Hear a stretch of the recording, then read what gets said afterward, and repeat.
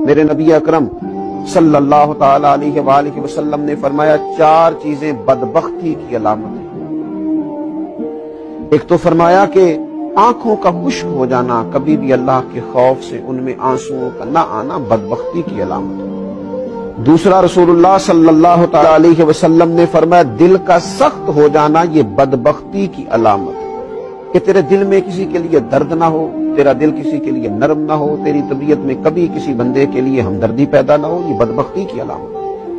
اور تیسرے نمبر پر نبی پاک صلی اللہ تعالی علیہ وسلم نے فرمایا دنیا کی ہرس میں لگ جانا، لالچ پیدا کر لینا، ہوس پیدا کر لینا، میں کیسے کو زیادہ سے زیادہ مال اکٹھا کر سکتا ہوں، یہ بدبختی کی علامت ہے۔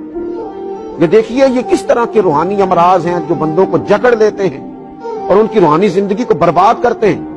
چوتھے نمبر پر میرے نبی پاک صلی اللہ تعالی علیہ وآلہ وسلم نے فرمایا لمبی امیدیں وابستہ کرنا۔